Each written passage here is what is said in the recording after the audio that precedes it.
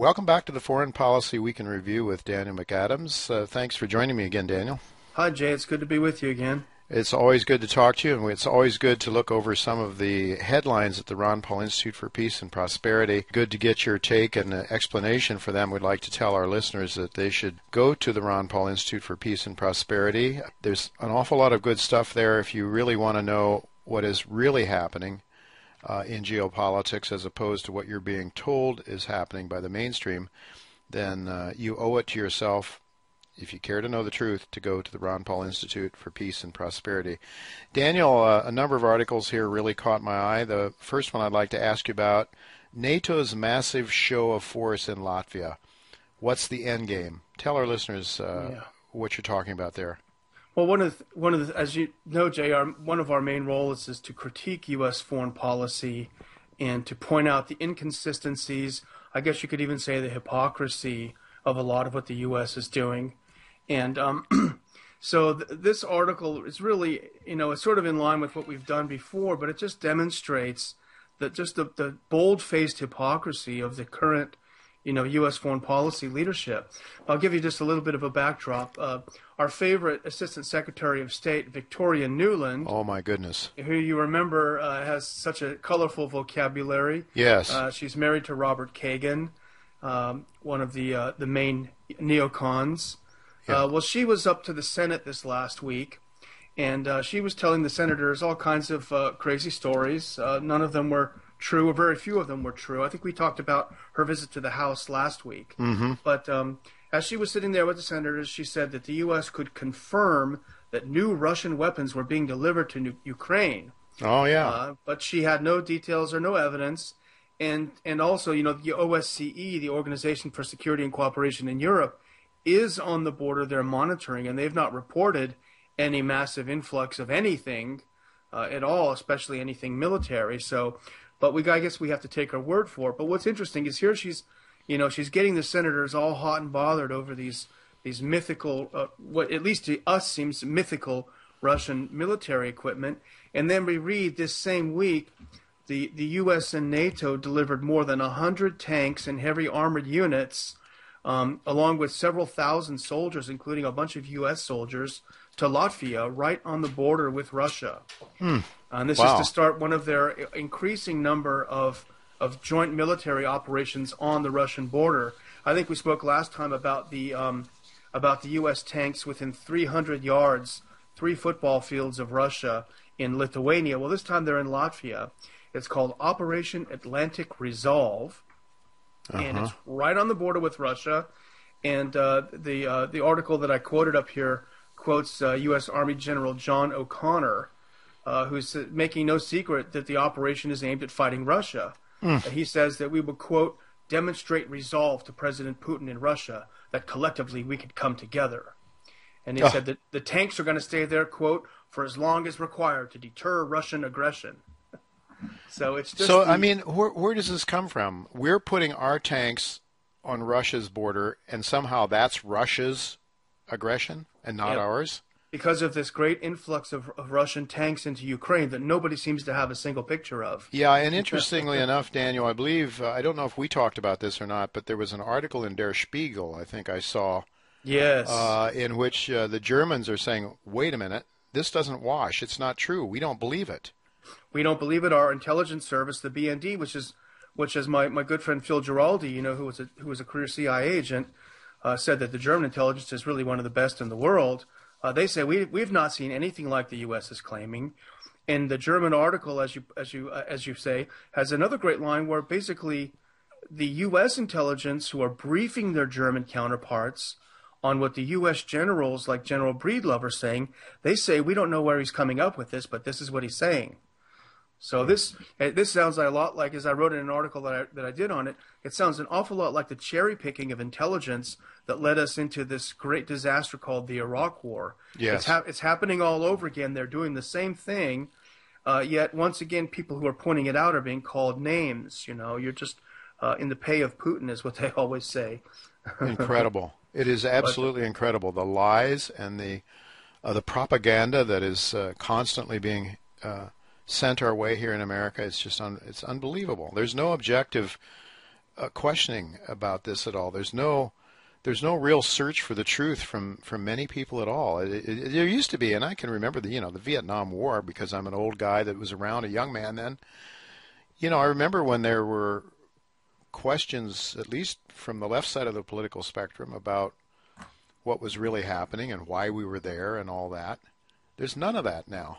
No, you're unpatriotic because, back then the media were reporting things. They were showing the body bags. They were, I'm sure it wasn't perfect. I was pretty young back then, so I don't remember it very well. But I'm sure they weren't perfect, but at least they were showing some of this. But now it's lockstep. Right. But back to the article quickly, I put up there an interview with John Laughlin, who is on our academic board of advisors at the Institute. And he made actually a pretty good point, and a very interesting point.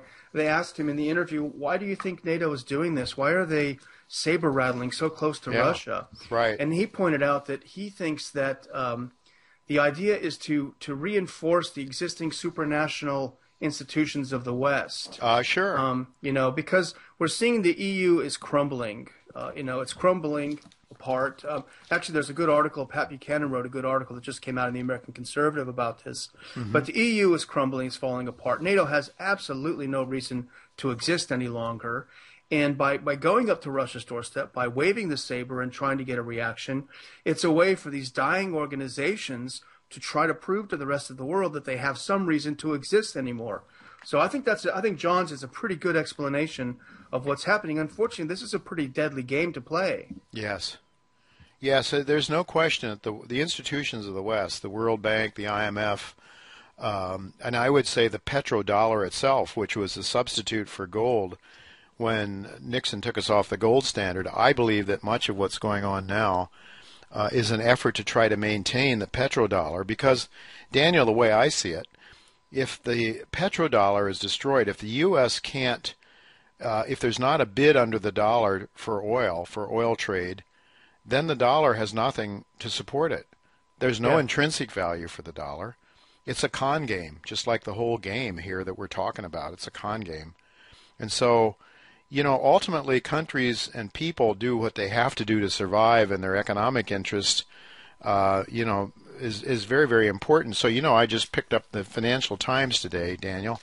The front page of the Financial Times headlines, U.S. attacks U.K. over China stance. And this is all about, apparently, the British have joined in with the Chinese in terms of setting up their banking arrangement that they're gearing up to compete with the West's, with the IMF and the World Bank and so forth. And we know that the BRIC countries are pulling together in unison to try to do that.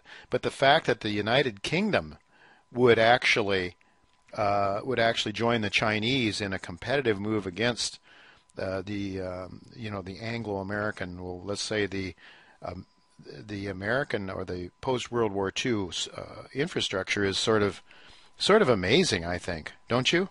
Absolutely, and I think it shows that this is what happens when the West continues to believe its own myths about its own invincibility. Yeah. Because in addition to that, the Chinese are creating an alternative to the SWIFT system, which is really in response to the U.S.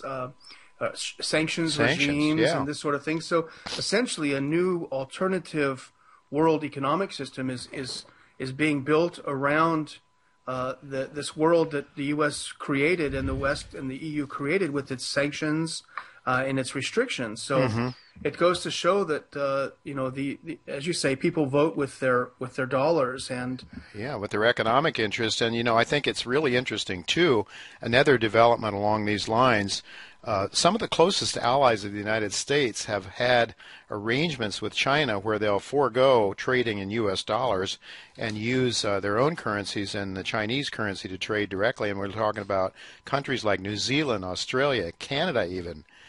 So these are countries that are saying, well, wait a minute, we don't need U.S. dollars anymore. I mean, if the Chinese tell us that the Chinese go to New Zealand or to Australia and say, we'll sell you stuff, but you've got to pay us we don't want dollars. We don't want U.S. dollars anymore.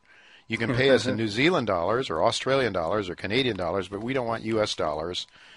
And those countries say, well, wait a minute, it's in our best interest to do that. Otherwise, we don't trade with China. Yeah. So, interesting enough. Yeah, and again, I think you're right, because we believe our own lies, the economic lies that are being told here, frankly. And, as General Eisenhower, President Eisenhower noted, that great countries fall apart not from, from foreign threats, but they decay from within. Clearly, this is what's happening to the West, I believe, Daniel, and all because we've decided to go socialist instead of capitalist. That's what I think. Well, I know you probably get this a lot, Jay, when you talk to people who are of the very mainstream financial bent, and you'll tell them some things that you've read or some theories that you've worked out, through, so many years of reading, and they'll look at you in a quizzical way and say, but Jay, no one else is saying that. Yeah. As if you've just grown a horn on the top of your head. So they're in a bubble. They really are. Right, and the whole argument that 90% of the people believe one thing and 10% believe the other, that therefore the 90% must be right, of course, is a fallacious argument. Absolutely. Well, Daniel, another article at the Ron Paul Institute for Peace and Prosperity site, Al-Qaeda, our ally? Well, how could that be? I mean, wasn't that the group of people, the organization that drove airplanes into our buildings on 9/11? Yeah, but that was such a long time ago, Jay, and it really is time for us yeah, to we bury need to the move hatchet. on. Yeah, we need to be friends. They're wonderful people now. Let's be friends. Exactly. Well, this is an article written by a professor, Barak Mendelson, in probably, I think it's your favorite magazine, isn't it, Jay? The Foreign Affairs magazine. Oh, I love it, Daniel. I do subscribe to it. It's very, very cheap. It's the propaganda of the West. Yeah. It is the ruling elite, and it's good to know what those guys are thinking, I think. Yeah, and well, what Mendelson argues in the piece is that because the U.S. has just been so reluctant to put its boots on the ground to fight ISIS, the U.S. is really going to have to get over its problem with Al-Qaeda and start supporting Al-Qaeda to not only fight against ISIS, but to fight against Assad.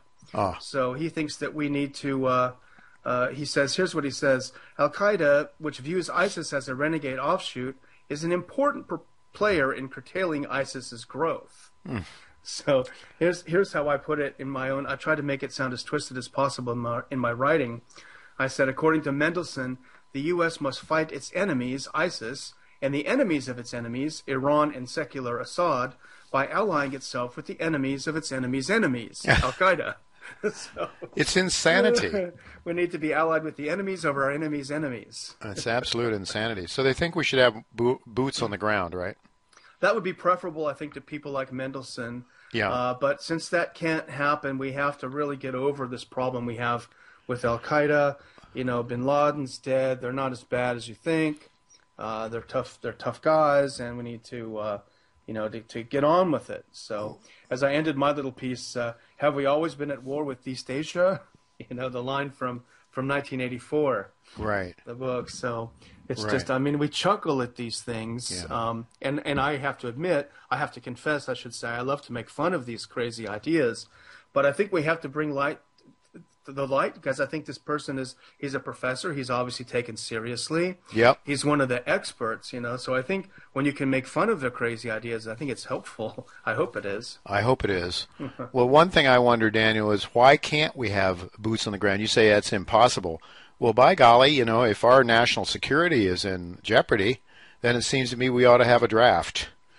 And we ought to be drafting Americans to go over there and put those boots on the ground, because we are in such dire straits, so much in danger of these dangerous forces, right? So shouldn't we be patriotic Americans, be willing to give our lives for our country?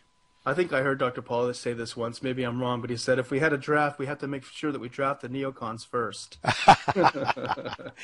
Yes, indeed. But they would be probably the ones that would be least willing to go. All those fancy lunches in Washington, D.C. Oh yeah, and they're among the elite, Daniel. They're not common folks. They are deserving to survive, so that the species can continue to improve. Yeah. Yeah. Anyway. All right. Another article. Obama's Venezuelan dictatorship. Obama's Venezuelan dictatorship. What are we talking about there? Yeah, well, this is an article I really like. It's by a good friend of mine, Jacob Hornberger, who runs the Yeah. Future of Freedom Foundation. I'm sure a lot of your listeners are familiar with Yeah, Hornberger. we've had him on my radio show Okay, already. yeah. I mean, Yeah, he's a I've great known him for guy. a number of years, and he's a Yeah. terrific guy. But he did me a favor because I was going to try to write about it, and then I saw that he already did, and he let me put it up. But it was about an executive decision, an executive declaration that President Obama put out earlier in this week. It said that yesterday President Obama issued an executive order declaring the Venezuelan government, quote, an extraordinary threat to the national security of the United States. Holy mackerel! Wow, So, I mean, I wasn't aware of that, Daniel. I wasn't aware that we had to worry about the Venezuelans now. they have no strategic weapons. They have no real military to speak of. They're an impoverished country because of, unfortunately, the bad economic decisions of both of this leader and this prior leader. Yeah. But yet somehow we have to be afraid, Jay. We have to be terrified. Well, they do have some oil. They do have some oil. That might come into play. They still have a lot of oil, but here's the problem. They haven't allowed us and our major oil companies to be down there to help them produce that oil. Yeah, exactly. There has to be a sweetheart. So now we have to try to find a way to get in there, I suppose, and maybe we have to send some troops down there because, after all, they're knocking on our door. We're endangered here in the United States from Venezuela. Well, it's really funny. If you ever want to laugh, it's always good to watch the State Department's daily briefing, and watch how they twist and turn. But there was one that was particularly hilarious this past week, and the topic of Venezuela came up. And one of the questioners asked about the Venezuela's claim that the U.S. is supporting a regime change operation there, that they're supporting the opposition and trying to get the government overthrown. Mm. And Jen Psaki, who's the State Department spokeswoman, said with a straight face, the U.S. has a long-standing rule that we do not get involved in the foreign affairs of others and in overthrowing other governments unconstitutionally. Oh, that's incredible. But Daniel, did any of those reporters challenge that? Yes, there was the great reporter Matt Lee, I think his name is. He writes for AP. He's a long-time reporter, so he doesn't have much to prove. Very, very smart guy. And he said, "No, wait a minute. What do you mean by long-standing?" Because as everyone knows, the U.S. was directly involved in the 2002 coup in Venezuela, and we knew that because the U.S. government took credit for it. Yeah. Before it was overturned. Yeah. We know very well how the U.S. was involved in the overthrow of the Ukrainian government last year. Right. Victoria Nuland bragged about it and used profanity in her bragging. Exactly. And so you have the State Department spokesman going up there saying with a straight face, it is not our policy to participate in the extra constitutional overthrow of other governments. But Daniel, the sad part about it, all these people are going to be voting for the next president of the United States. 90% of them, 95% of them are unaware that we are involved in these countries overthrowing governments. Yeah. And so then they are receptive to the notion that Putin is the aggressor, not the United States. Yeah, or they've simply lost, unfortunately, they've lost their moral compass, and they might say, well, what the heck is wrong with that? Yeah, what's wrong with that? Yeah. He's a bad guy. I mean, I don't disagree that Maduro is not my cup of tea. He's a socialist. Oh, for goodness sakes. But so is Obama. But that doesn't, I mean, it's like we've lost our moral compass, that it's all of a sudden it's okay to do these things because we know everything about every other place. Right. Right. Well, we're going to have our comeuppance, unfortunately, one of these days, Daniel. And our senators are so well informed. Our congressmen are so well informed. They know everything about everything. Yeah. Well, sometimes they're outright idiots, and I mean, I'm sorry, but that's the way I see it. Maybe I'm being too outspoken, but frankly, some of these elected officials are not impressive, and one of them is Senator Cotton. You had a very interesting article on Senator Cotton's shocking ignorance. Talk to us about Senator Cotton. What's he up to, and how's he displaying his ignorance? Well, it's not just him. I wanted to make 2 points in this short little piece I wrote. The first is really to try to disabuse people of the idea that senators and members of Congress somehow are so much better informed than the rest of the population. It really isn't the case. And I was on the Hill for, I guess, 12 years, and I spent a lot of time in the committee hearings and watching what members are reading and watching what their staffs are reading. And really without fail, they are reading the absolute most mainstream of all publications. You know, they'll read the Washington Post, maybe the Wall Street Journal, and New York Times, of course. New York Times, of course, and this is it, and this is what they'll read, and they don't really have, you know, it was very rare to find a member who had a real intellectual curiosity, you know, and there were a few of them. Of course, you know, Dr. Paul was a voracious reader and always kept us on our toes, but, you know, there were a few other members who did a lot of reading and were very thoughtful, but by and large, they really weren't very well informed. And so with that in mind, you know, I don't want to go into the details of this letter that the senator sent to Iran, because a lot of it's politics, and we just don't deal with politics. But just in terms of fact versus non-fact versus fiction, you know, Senator Cotton is the one who spearheaded the letter, and he was interviewed, and they asked him, well, you know, what does Iran have to do? You know, you don't want these negotiations to go forward. You don't want this deal to be struck. Well, what does Iran have to do to be acceptable? And he said they have to disarm their nuclear weapons program. Oh, my goodness. Which the CIA doesn't believe. The entire they don't have one. Nobody believes that. I mean, Mossad doesn't believe no. it. You know, not even the Israelis. Not even the Israelis. No. Yeah, not even the Israelis. The entire U.S. intelligence community doesn't believe it. So here's this guy who's operating under the assumption that they have this program that everyone knows they don't, and it just shows the conventional wisdom.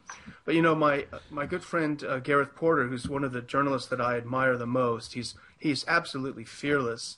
But he had a very good article today about this whole letter business, and what he pointed out, which is very interesting, is that Cotton, especially Senator Cotton, especially, was really sending this letter not for the U.S. government, not even for the Republicans, but for the benefit of the Israeli government, and specifically for Netanyahu, who's staked a lot of his political capital on the U.S. not reaching a deal. And he pointed out that Senator Cotton is very, very close to Bill Kristol, yes, the arch neocon in the U.S. Oh, man. And in the waning moments of Cotton's senatorial campaign, which, as you know, they're pretty expensive things, Bill Kristol came down with a check for nearly a cool $1 million. Oh, my goodness. Senator Cotton. His Emergency Committee on Israel is the name of Kristol's organization that gave $1 million to Cotton. So this really shows the incredible influence a foreign lobby has on Congress, and how throwing around a few $1 million will get these members to do things that are absolutely not in the U.S. interest. And frankly, I think we agree, Jay, that although it's not our business, it's not in Israel's interest either. So. No. Well, it's just incredible that you know how money can buy these positions in a country that's supposed to have a democracy, in which a government for the people, by the people, right? And it's clearly not the case. There's the military-industrial complex that Eisenhower warned us about is clearly taking over. That you know, the French and the Germans want to find a peaceful solution to the Ukraine. And Americans and the neocons get extremely bent out of shape and angry about it. And here's another situation where the Republican Congress tried to embarrass the president and enhance, really playing politics with the Israeli situation, right? And invite Netanyahu over here to speak and upend discussions, or try to find a peaceful way to work with Iran, to trade with them, or to get along with them at least, and avoid war. I mean, I don't like our president very much, frankly. I'll be very bold to say that, but I like the notion that at least he's not just as trigger happy as our previous president was, it seems. In some areas, he's not as trigger happy, and you're right. I mean, generally speaking, he's not gone over and started arming the Ukrainian government, right. At least not overtly yet. Yeah. And he's not gone boots on the ground in Syria yet. So I think you're right. There is some hesitation, and I think he recognizes.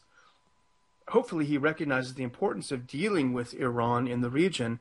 Another one of our board members, Professor Hilary Mann Leverett, who's just a terrific expert on Iran. As a matter of fact, she was part of the negotiating team with Iran back in the I think it was the Bush administration. But she had a great piece saying that the U.S. has to just simply recognize that Iran is a major player in the region. And it may not be the exact form of government that we embrace, but we have to accept it for what it is, and to understand that as a major producer of petroleum, of oil, then it is simply a major player, and we have to recognize and understand and deal with it. Yeah. And hopefully that's what Obama's trying to do. Yeah.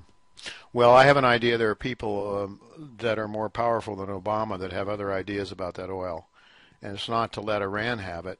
As a matter of fact, as we've talked about before, Daniel, you go back to 1953, I believe it was, when the West had its oil cut off from Iran, and that's when we set about, John Perkins talked about it in my radio show, how we went about the CIA then, rather than using NGOs, we used the CIA to overthrow that government so that we, the West, could get its oil back. So and to me, I think more and more, especially since the dollar was detached from gold, excuse me, I believe we're looking at a world that is driven, at least from the neocon perspective, and those in the seat of power, those that are behind the banking institutions of the West, that the dollar has to be supported by petroleum.